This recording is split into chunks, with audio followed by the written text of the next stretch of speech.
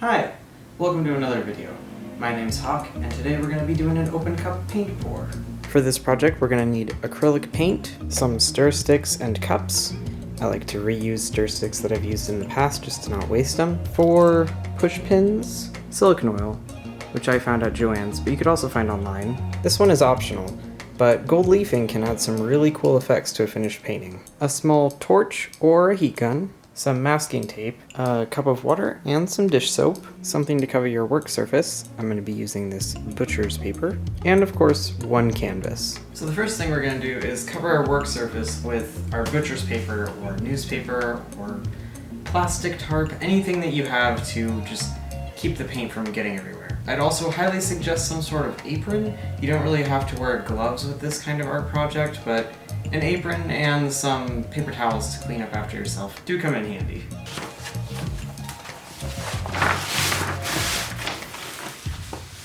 Now that we've got our work surface covered, we're going to go ahead and take our canvas and we're going to line the outer edges of the canvas with a little bit of the painter's tape.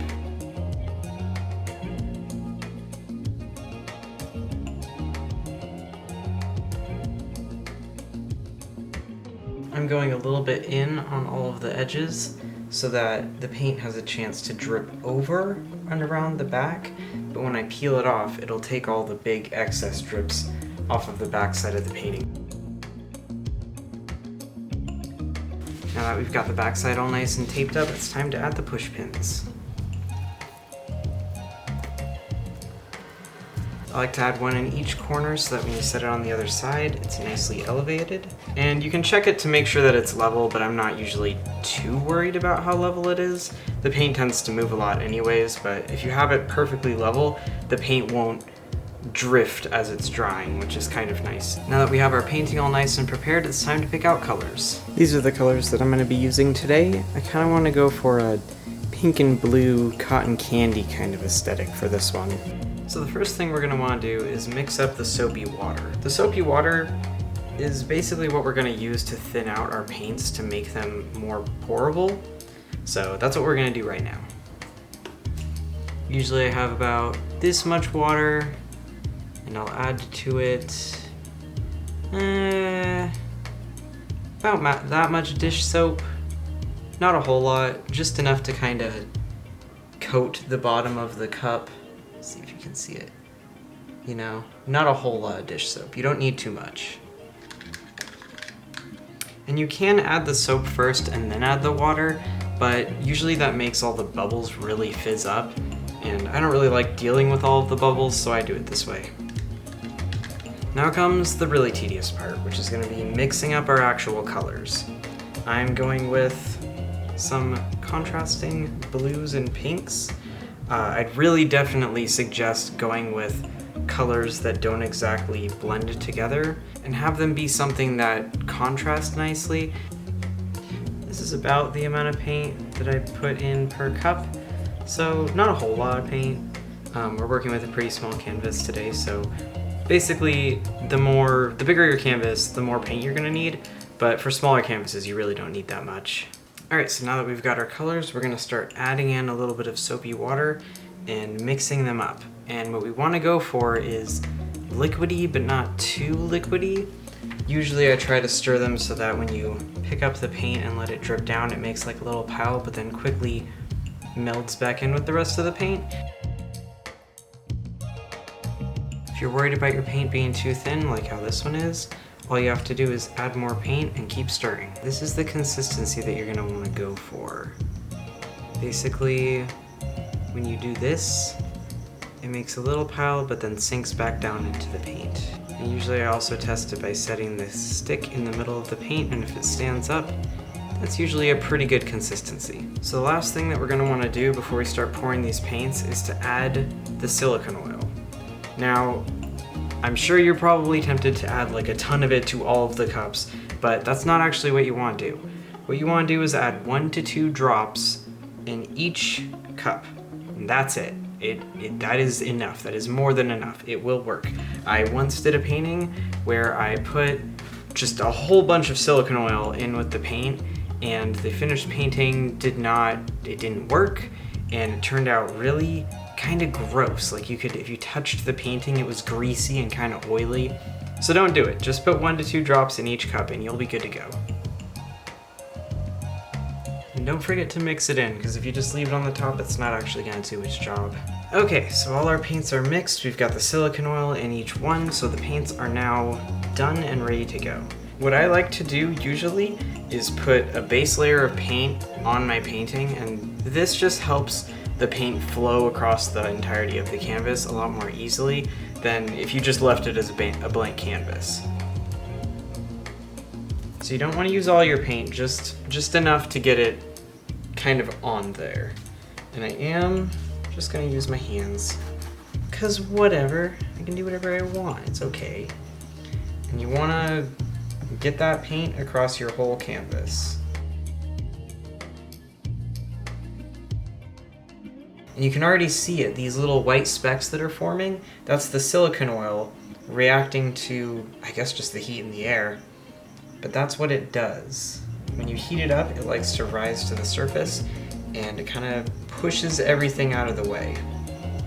And that's what causes the really cool little cells that you see on a lot of really nice paintings. This is called an open cup paint pour, and the reason why is we're going to be making one of these, just a lot smaller.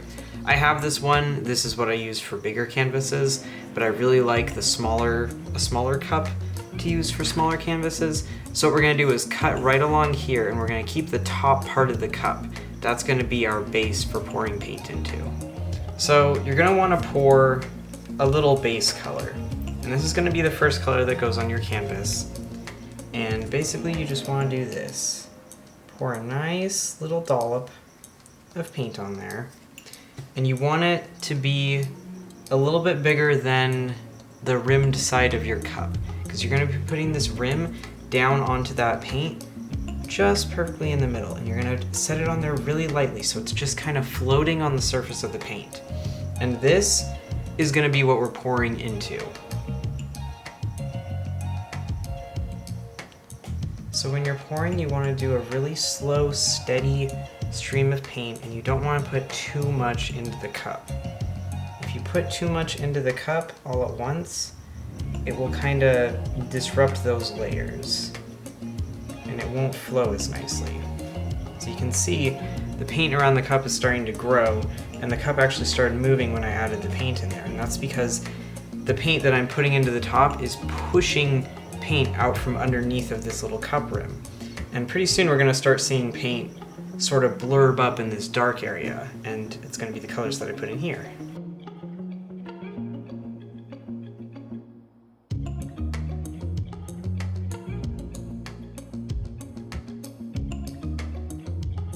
So the colors on this side have just started to flow up and bubble on the outside of the underneath the paint.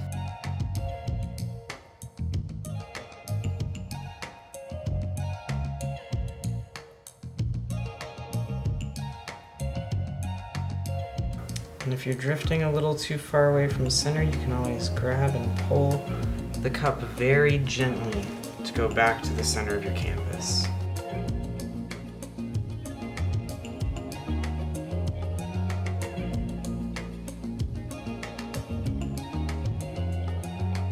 I kind of said at the beginning, you want to make sure your canvas is level before you start doing these things.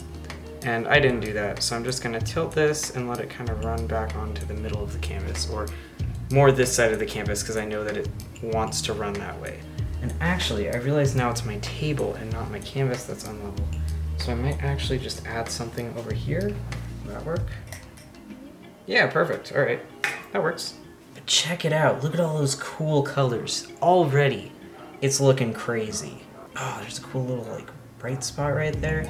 Can't wait to keep adding more colors to this. It's gonna look really nice, I feel like. Don't be too worried if you get drips of paint on your canvas like that. It's probably not gonna show up when we do the next part.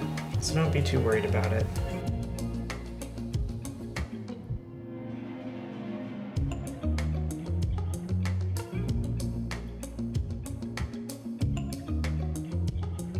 Okay, we have some leftover paint, but I think this is enough paint to be on the canvas. It's a pretty thick layer, and we're gonna be able to stretch that out and really zoom in on the parts that we like. If you're done, you can take your little cup and you can kind of spin it away. Just kind of gently move it off of your canvas, just like that. This is where we're gonna start stretching the paint. And this can be the part that's a little bit stressful and also a little bit, well, you just kind of have to accept it. So you want to move the paint really nice and slowly across your canvas. Kind of tilt it and rock it back and forth and just stretch it out and find a spot in the canvas that you like and start to zoom in on it. I really like this kind of center teal area with the orange and such. I also really like that stuff too, but we'll get more of that. We're just gonna start stretching it out slowly. And this is the part where you're gonna see the consistency in the paint. If all the paint is really nice and consistently mixed and the same viscosity, this part's gonna be a lot easier than if your paint's a lot of different viscosities.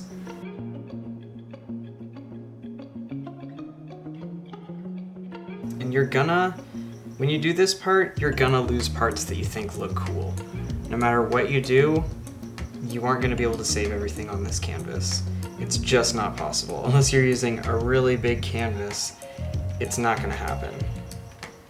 So I just tilted it fast to get it over that corner there, and now I'm gonna keep on stretching it back this way.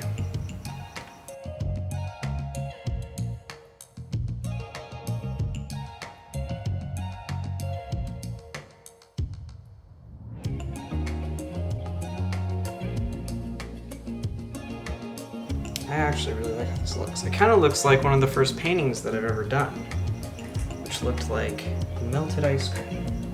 So now at the very corners, there's gonna be exposed canvas. And what you're gonna wanna do is take your finger, scoop up a little paint, and just dab it on there, real quick. You don't wanna try and smear it on, you just wanna go in and out. And this way, it won't look like you've touched the painting, it'll just look like the paint was naturally there. Just go, boop, done, fixed. So now our painting looks pretty cool. I'm pretty happy with this, but we still put that silicone oil in. And as you can see, there's a lot of dots coming up all across the painting from the silicone oil. But sometimes it needs a little bit of help.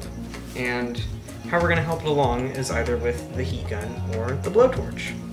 I like using the blowtorch, so that's what I'm gonna use, but you can use a heat gun if you're more comfortable with that. Either work just as good, and this is the part where you get to start picking where all of those spots are gonna start coming up out of the painting. So I like to go in kind of little circling motions. If you keep the heat on the paint for too long, you will burn the paint, and that isn't good. You'll get a really weird texture that won't be pleasant at all. So we don't want to do that.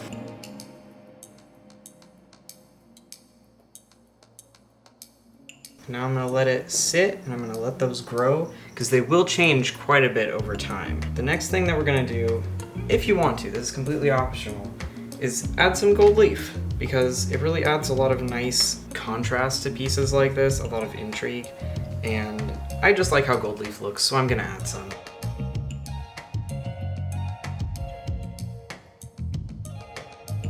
Alright, so it's been a couple of days. Our painting is finally dry, so it's time to take it up off of the paper here and remove the tape. It might be a little bit stuck. And don't feel too discouraged by that. All you gotta do is just kind of pull on it a little bit.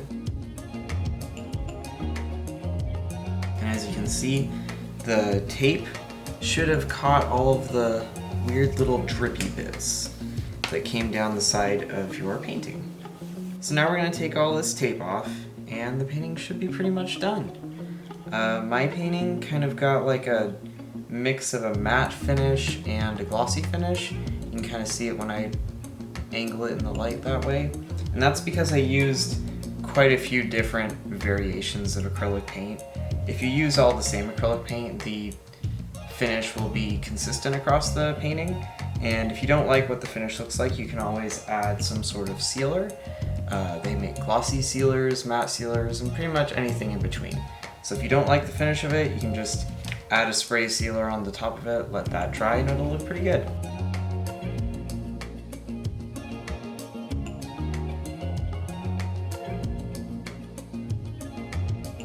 And there we go.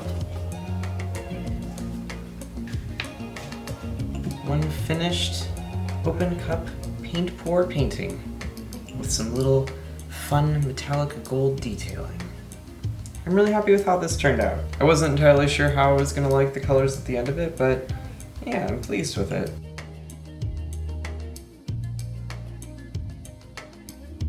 Thank you so much for watching. I hope this video helped you learn a little bit about open cup paint pours, and I hope I'll see you in the next one. Bye!